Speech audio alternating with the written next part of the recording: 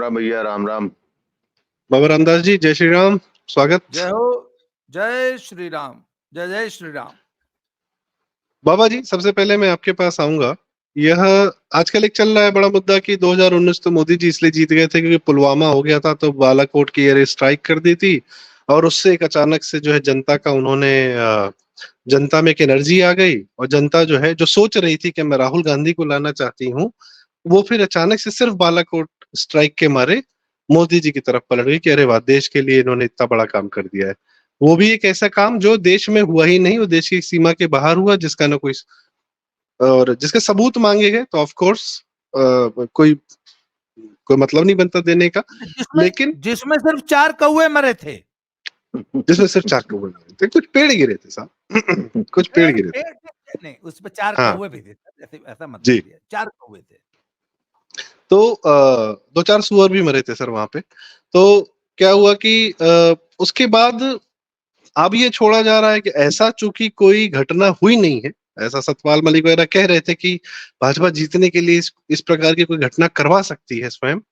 अच्छा, ये भी लांछन लगता है कि पुलवामा भाजपा या सरकार ने खुद कराया था, खैर वो एक अलग मैटर है। मतलब पॉइंट इज कि अगर बड़े इवेंट से जनता पलट के 303 सीट दे सकती है, तो सबसे बड़ा इवेंट तो 22 जनवरी 2024 को हुआ है, जो सिर्फ 5 साल का इवेंट नहीं है, वो 500 साल का एक मात्र इवेंट है।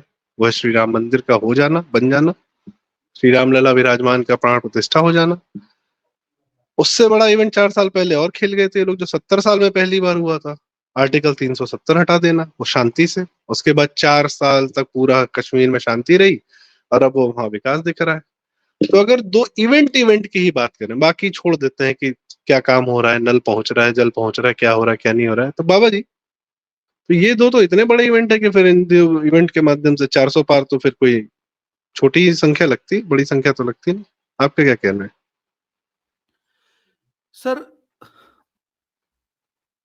मैंने पिछले 12 सालों में मेरा जो सोशल मीडिया का अनुभव है वो ये है कि समाज में जो फुट सोल्जर्स होते हैं ना, हर एक पार्टी के, हर एक आइडियोलॉजी के जो योद्धा हैं, जो जमीन पे काम करते हैं, उनको समाज में बतियाने के लिए कुछ पॉइंट्स चाहिए होते हैं, कुछ तर्क चाहिए होते हैं, जिससे कि वो समाज में बतिया सकें। तो ये जो तर्क प्रोवाइड करने का काम है, पहले मीडिया कहा किया करता था, फिर बाद में सोशल मीडिया हमारे जैसे लोग आ गए और जो सवाल उठते हैं समाज में उनका क्या जवाब देना है। मेरे साथ तो कई बार ऐसा हुआ है कि मुझे लड़के फोन करके बोलते थे कि हमारे घरेलू आम डिबेट में ये सवाल किए जाते हैं, तो इनका हम क्या जवाब दें। तो मैं उनको बकायदा पोस्टें लिख के कि इन सवालों का ये तर्कसंगत जवाब है। तो सर, बात यह है कि आज की तारीख में जो एंटी बीजेपी एस्टैब्लिशमेंट है वोटर की, उसके लिए तर्क चाहिए कि बीजेपी क्यों हार रही है और इंडिया अलायंस क्यों जीत रहा है। बीजेपी की हालत बहुत है भाई। आखिर जो ये सुपारी मीडिया है, सत्यहिंदी.com टाइप के, इनको ये रोज बताना है ना कि भाजपा 150 के नीचे जा रही है, तो आखिर क्यों? बोलो, पिछली बार तो भाजपा 303 इसलिए ले आई थी क्योंकि पुलवामा हुआ था, और इस बार चूंकि पुलवामा जैसा कुछ हुआ नहीं है, इसलिए भाजपा के पास कोई भावनात्मक मुद्दा है नहीं बनाने को। तो बोले राम मंदिर तो बहुत बुरी तरह फ्लॉप हो गया। तो ये एक तर्क दिया जा रहा है कि चूंकि पुलवामा जैसा भावनात्मक मुद्दा नहीं है, गो कि पुलवामा बहुत बड़ा इवेंट था। मान लीजिए पुलवामा के बाद जो सर्जिकल स्ट्राइक हुई, सर मैं आपको एक व्यक्तिगत अनुभव बताता हूं। पंजाब में हूं मैंने ये महसूस किया है कि पंजाब में भाजपा बहुत तेज जो है आगे बढ़ रही है, और सुनामी है इस समय, सुनामी, लहर नहीं है। तो मैंने ये पता लगाने की कोशिश की कि आखिर ऐसा क्या हुआ कि पंजाब की 40% हिंदू जनता और बहुत बड़ी सिख पॉपुलेशन भाजपा की तरफ आकृष्ट होगी। तो उसमें सबसे बड़ा फैक्टर राम मंदिर है। और सर, उसमें भी राम मंदिर की प्राण प्रतिष्ठा से पहले सर जो जनसंपर्क अभियान चला, इतने बड़े लेवल पर सर मैंने अपने जीवन में इतना बड़ा जनसंपर्क अभियान मैंने नहीं देखा था। और सर जिसमें इतना भावनात्मक मुद्दा था, मैं आपको बता रहा हूँ, मैं एक पर्सनल फीलिंग बता रहा हूँ कि जब वो पूजित अक्षत लोगों के घर गए तो उनके पास एक छोटा-सा पत्रक था जिसपे रामलला की तस्वीर थी, राम मंदिर की तस्वीर थी और वे अयोध्या जी से पूजित अक्षत आए हैं। सर उस वक़्त जो पब्लिक भाव विभोर होके रोने लगती थी और एक ऐसे ही एक अभियान में मुझे 3-4 दिन शामिल होने का मौका मिला।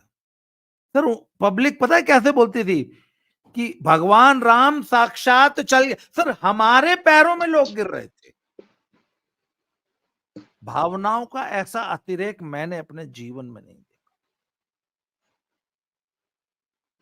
राम मंदिर का ये इफेक्ट था जी। और लोग इसको इतना छोटा करने की कोशिश कर रहे हैं कि नहीं नहीं पुलवामा था बहुत बड़ा, राम मंदिर तो कुछ है ही नहीं, उसका तो कोई असर ही नहीं है, भाजपा के पास कोई लड़ने के लिए मुद्दा ही नहीं है। उसके बाद 370। तो सर ये जब कोई मुद्दा ना हो जी। तो चलो पुलवामा ही सही, पुलवामा को ही मुद्दा बनाया जाए। सर, दिल को जी बहलाने को गालिब ये ख़्याल अच्छा है, ठीक है? जी तो पुष्कर दा, मैं आपके पास आता हूँ। जैसा बाबा जी ने कहा कि कुछ लोगों ने इसको मुद्दा मान लिया है, राम मंदिर को। जैसे कोई मेरे एक सीनियर थे, वो अक्सर कहा करते थे, जैसे एक कुछ एक्सप्लेन करने के लिए कि मान लो तुम्हारी फेवरेट सिंगर कौन है? तो किसी ने बोला लता मंगेशकर। तुम्हारे फेवरेट स्पोर्ट्स पर्सन या क्रिकेटर कौन है? तो सचिन तेंदुलकर। तो वो कहते थे कि अबे इनका नाम मत लो, ये तो ऑलरेडी बियॉन्ड आपके टॉप पे हैं, इनके अलावा बताओ। तो राम मंदिर एक ऐसा घटना है जो सबके ऊपर है, सब चीज के ऊपर है। बाकी बाकी चर्चा आप सब पे करते रहो, चुनाव से जोड़ो। तो ये जो कौन लोग हैं जो निकृष्टता से राम मंदिर को एक क्षणिक चुनावी मुद्दा मान रहे हैं, और ये कितनी बड़ी गलती कर रहे हैं। और राम मंदिर देखिए कहाँ तक ऐसा जाता है, राम मंदिर जनता में कहाँ तक जाता है, बता। देखिए ऐसा है कि जो जिसकी बात कर रहे हैं कि वो कौन लोग हैं, कौन जो कि जिनकी इतनी नीच मानसिकता है कि उनको लग रहा है राम मंदिर कुछ मुद्दा नहीं है, ये ऐसी बात नहीं। देखिए ऐसा ये एक वर्ग है जो कि 2014 से पहले ही जो है भारतीय जनता पार्टी और विशेषतः नरेंद्र मोदी के विरुद्ध खड़ा हुआ। वो जो है 2014 में मोदी क्यों आए इसका भी एक्सप्लेन कर देते हैं, उसका भी एक्सप्लेनेशन देते हैं कि एक एक्सीडेंटल मामला था, यूपीए में काफी कुछ हुआ था। सेकंड फेज में उनका जो सेकंड यूपीए 2 था उसमें भ्रष्टाचार बहुत हुआ, तो उसको मैनेज नहीं कर पाए, इसलिए जो है कि जनता को जो है एक आउटबर्स्ट चाहिए था, तो एक एक्सीडेंटल वे में मोदी आ गए। वही फिर 2019 में होता है, 2019 में आ गया, इसलिए आ गया कि भाई बालाकोट में एयर स्ट्राइक कर दिया और जो है नेशनलिज्म जो है यूज कर लिया गया सेंटिमेंट के रूप में, और जो है कि हम अपनी मर्दानगी मेनलीनेस जिसे बोलते हैं वो दिखाया, इसलिए जो है चुनाव जो ठीक पहले और महफिल लूट लेगा। और फिर अब जो तीसरा जब आ रहा है और स्पष्ट दिख रहा है कि मोदी जी चुनाव की घोषणा होने से पहले ही जो है मोदी 3.0 श्योर एंड शॉर्ट है, तो ऐसे में जो उस तरफ खड़ा ही हुआ है तो उसके पास ऑप्शन क्या है? उसके पास ऑप्शन ये, उस वक्त तो नेशनलिज्म की बात आपने बेच दी 2019 में। अब उन्होंने क्योंकि वो एक टेम्पलेट नेशनलिज्म का लगा रखा है, इसलिए उन्होंने मान लिया क्योंकि इस बार कोई इस तरह की घटना नहीं हुई है 2024 के चुनाव से पहले, इसलिए कुछ मामला ही नहीं है। और जहां तक उन्होंने राम मंदिर है, क्योंकि राम मंदिर को उन्होंने स्वीकारा ही नहीं। राम मंदिर और जिनके पेरोल पे ये लोग हैं, उन लोगों से ने नामंत्रण के आमंत्रण को भी स्वीकार नहीं किया, न गए। तो ऐसी अवस्था में उनके पास राम मंदिर को मुद्दा मानना या राम मंदिर प्रभावित करेगा उस पर बात करना उनके लिए जो है बड़ा ही डाइसी मामला है, तो उसको निगेटिव ही कहेंगे, उसको नकारात्मक उसमें ले जाएंगे। तीसरा एक चीज और भी है, सबसे महत्वपूर्ण है कि इन लोगों को, ये लोग जो है अभिजात वर्ग कह लीजिए इनको, या बौद्धिक रूप से जो है विक्षिप्त कह लीजिए इन लोगों को, या ये कह लीजिए कि ये जो है इतने समय से पाश्चात्य शक्तियों या पाश्चात्य विचारधारा के प्रति समर्पित रहे हैं या दासत्व की भावना से ग्रसित रहे हैं कि वो भारत की धरती से और जनमानस से पूरी तरीके से कटे हुए हैं।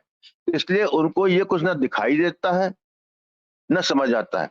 जबकि मेरा अपना आकलन जो है, मैं जो देखता हूँ, जो मैं इसको समझ रहा हूँ कि 22 जनवरी 2024 को रामलला की प्राण प्रतिष्ठा जो है सिर्फ कोई एक घटना नहीं है, न कोई ऐतिहासिक घटना है, ये एक सांस्कृतिक घटना है। ये भारत के सांस्कृतिक इतिहास की सनातनी घटना है और इस घटना का जो है कोई प्रचार प्रसार नहीं होता है। ये तो वो आदमी समझ सकता है जो मैं तो 3 बार अयोध्या होया आया हूँ और 3 बार में जो है भारत के विभिन्न कोने से आए हुए जनसमूह को मैं देख चुका हूँ। उसमें मैंने जो है अच्छे होटलों में रहने वाले जो है अमीर लोगों को भी देखा है और सामान्य लोगों को बस में भर भर के दूरगामी भारत के दूसरे क्षेत्र महाराष्ट्र, आंध्रा, तमिलनाडु, केरल, गुजरात, बंगाल से आकर आदमियों को वहां पर अकेला नहीं आया है, 10-12 पूरा परिवार लेकर आया है, गांव का गांव आया है।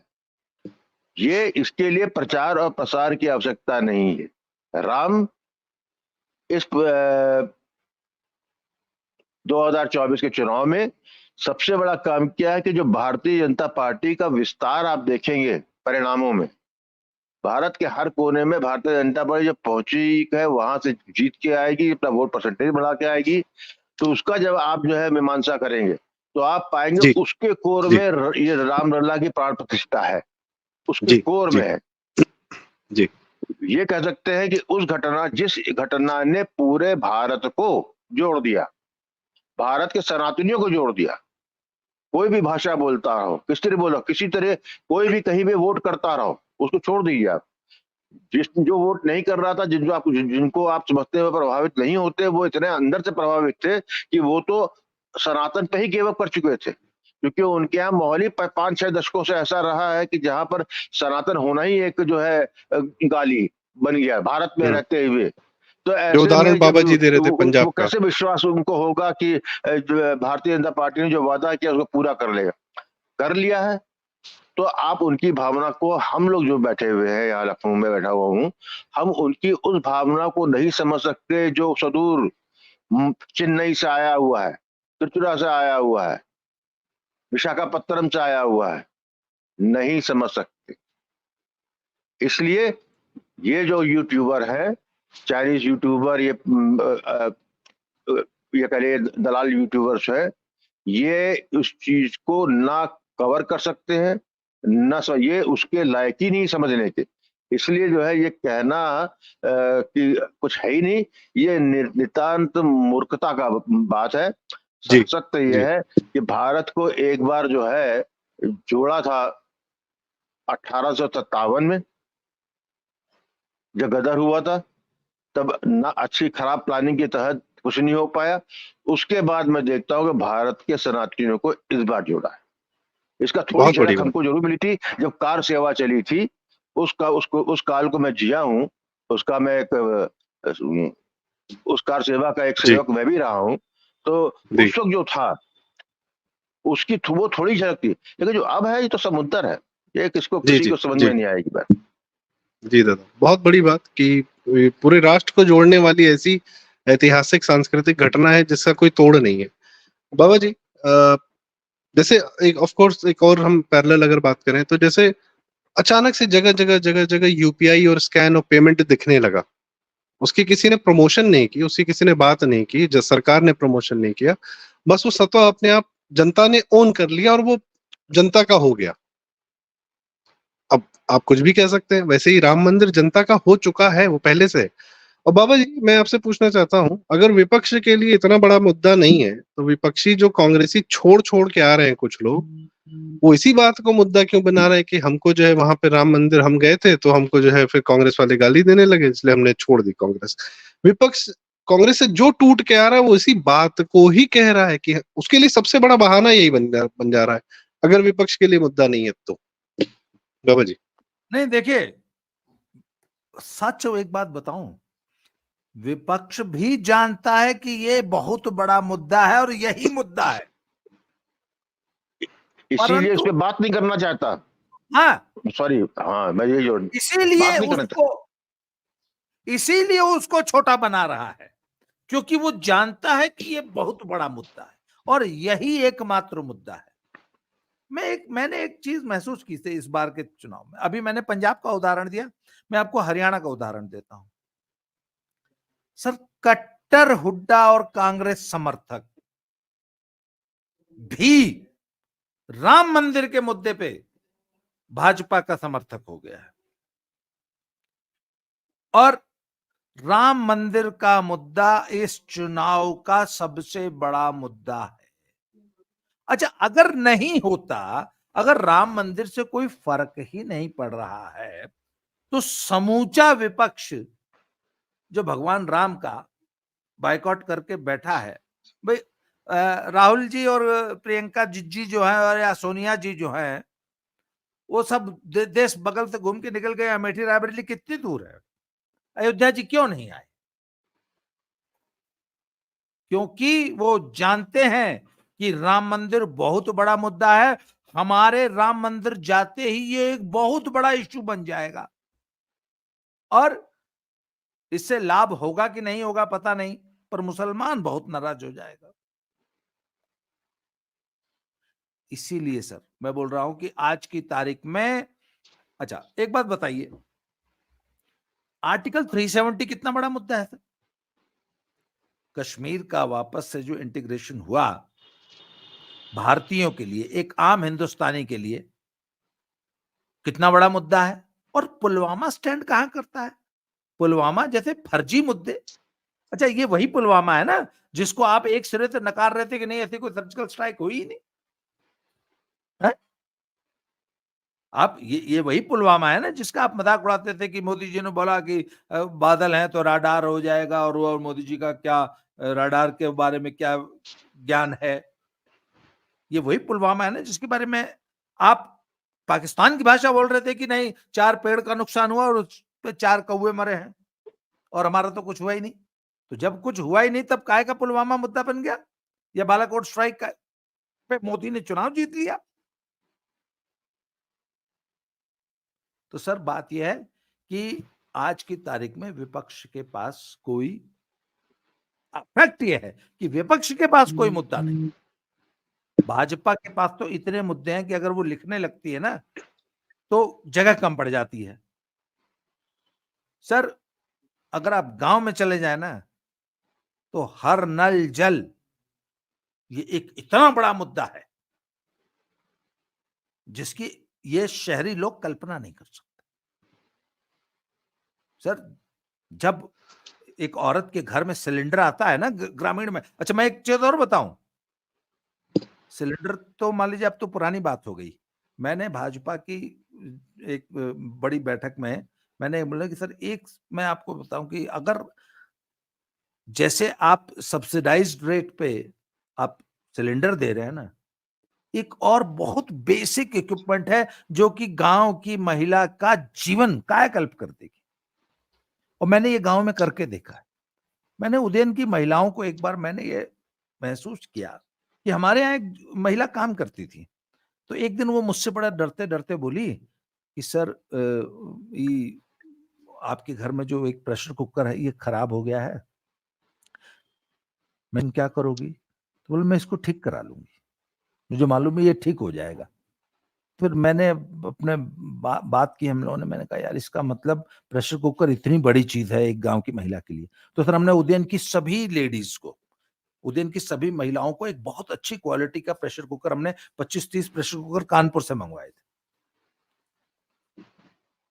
तो हमारे क्या हुआ कि फिर मैंने बाकायदा फीडबैक लिया करता था कि हाँ भाई केकरे केकरे करे दाल जो ना कुकर में चूरत है। तो एक बच्ची ने मुझे बड़े कान में धीरे बताया कि हमार माई ना ओके खोल लो। मैंने काहे? तो बोले कि दीदी के ब्याह हुई तो कुकर जो ना ब्याह में दी आई। तो मैंने बोला ऐसा ना, हम दीदी के ब्याह बदे दूसर कुकर दे दे, तो अपने माई से कहा कि आई कुकर जो ना अपने घर में इस्तेमाल कर। सर प्रेशर कुकर इतनी बड़ी चीज है गांव की महिला के लिए, तो सर आप सोच लीजिए कि जिस गांव की महिला ने जिंदगी में कभी लाइट नहीं देखी, जिस गांव की महिला ने जिंदगी में कभी टॉयलेट नहीं देखा, जिस गांव की महिला ने जिंदगी में कभी एलपीजी नहीं देखा, तो उसके लिए कितने बड़े इश्यूज हैं। और मोदी जी ने कहा ना कि हम तो इन छोटे छोटे जो गांव के में जो ये जो चेंजेस हम लाए हैं, इस पे ये चुनाव लड़ा जा रहा है। और सर शहर गांव में जाके देखिए आप, आज जो सबसे बड़ा कंस्टिट्यूंसी जो मोदी ने अर्न की है ना इस चुनाव में, वो महिलाएं हैं। और महिलाओं से बात करके देखिए, आपको पता चलेगा कि महिलाओं के मुद्दे कितने बड़े मुद्दे हैं। सर राम जी पे सबसे ज्यादा इमोशनल होने वाली भी महिलाएं ही हैं। यस, राम जी भाई, महिलाओं का जो वोट बैंक मोदी ने अपने काबू में किया है, सबसे बड़े फैक्टर राम जी हैं। और सर हमारे मोहल्ले में जब आपने अक्षत पूजन की बात की, वो हमारे मोहल्ले में कुछ महिलाएं लेके आई थी। हम फिर वो ये हुआ कि घर में आके दे गई हैं, तब तक हम दौड़ के बाहर निकले, हमने कहा घर में आइए बैठिए। फिर हमने मम्मी को ही दिलवाया, तो mummy was emotional like anything. तो अब कोई क्या ही बात करेगा कि छोटा मुद्दा है या बड़ा मुद्दा है। मैं पुष्करदा के पास वापस आता हूँ। विपक्ष का एक मुद्दा मिल गया है सर, उनको मिल गया है एक मुद्दा, किशोरी लाल शर्मा। हासिल फिल्म शायद आप लोगों ने देखी हो। उस फिल्म में एक डायलॉग था, आशुतोष राणा को अपने छोटे भाई को बोलता है कि तुमको बस इस एक कन्या का वोट मिल जाए, बहुत है तुम्हारे लिए।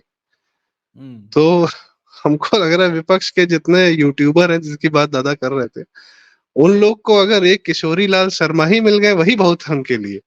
उनको उसी में सारा भारत दिख रहा है, उसी अमेठी में सारा चुनाव दिख रहा है, और कहीं नहीं दिख रहा है। दादा, ये लोग राम मंदिर जैसा मुद्दा बड़ा नहीं है, पर राहुल गांधी रायबरेली आ गए हैं और किशोरी लाल शर्मा अमेठी आ गए हैं, ये इनके लिए बड़े मुद्दे।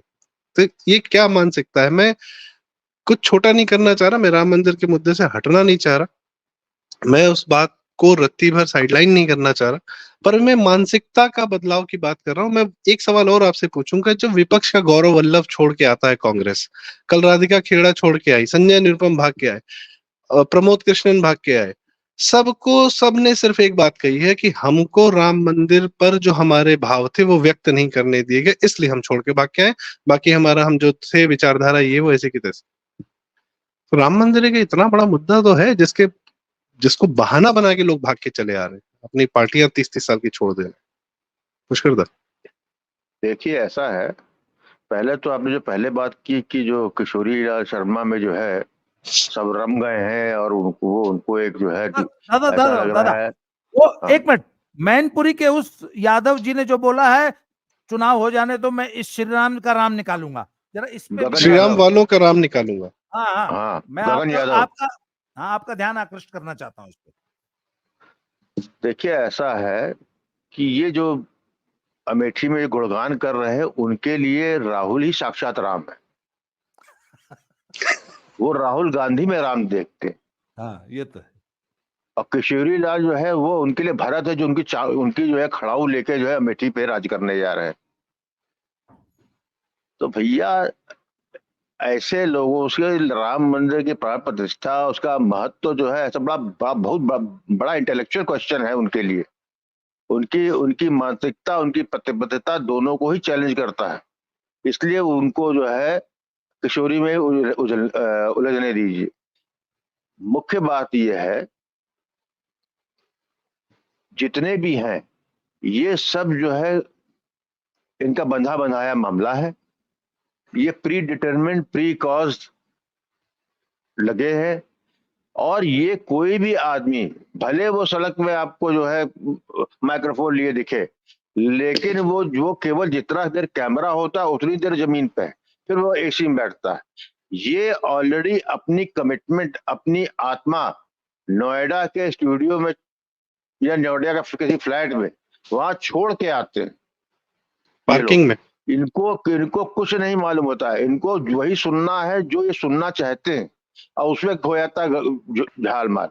तो बेसिक बात यह है, मोदी जी का जब जो वोट परसेंटेज मिलेगा उसको आप देखिएगा, मोदी जी को जो है ग्रामीणांचल से जो बढ़त मिलेगी वो शहर से ज्यादा होगी। शहर में pure committed, generation wise commitment वाला वोटर मिला है, जो कि क्वेश्चन नहीं पूछता, उसको प्रचार की जरूरत नहीं है। वो एक पीढ़ी का जो है वादा करता है, क्योंकि उसको अपने ही जीवन काल में जो उसको उससे कहा गया था उसको होते हुए उसने देखा है। फिर भाई साहब, राम जो है रोम रोम में बसते हैं। ग्रामीणांचल का कोई ऐसा जीवन की कोई क्रिया नहीं है जिसमें राम ना हो। और उसका जो है जो उसके लिए उनको टीवी प्रचार, सोशल मीडिया की जरूरत नहीं है। वो उन्होंने राम आए, राम को ग्रहण कर लिया है और वो जानते हैं कि राम कैसे आए। उनको हमें और आपको शिक्षित नहीं करना है, तो हमको गधों को शिक्षित करना पड़ता जो शहर में बैठते हैं, जिनका शॉर्ट टाइम मेमोरी होती, जिनकी जिंदगी पूरी जो है इनकम टैक्स में अटक जाती है कि इनकम टैक्स ने कम दे दिया, उसमें बढ़ दिया। जिनकी इतना होता है 370 ऐसा चीज जिसने कि पहली बार पूर्णता में भारत को भारत बना दिया, पूर्णता में, उसको तक को जो है आदमी जो है उसकी याद दिलानी पड़ती। क्यों याद दिलानी पड़ती है? 22 जनवरी 2024 इतना विशाल है कि 370 भी उसके सामने जो है उसकी छाया में वोट छिप गया है। इसलिए जिसको नहीं समझना न समझे, लेकिन हकीकत ये है, सत्य ये है कि आज जो भारत जुड़ा है, आज सनातन जो जुड़ा है, और आज जो मोदी के जो प्रेजेंट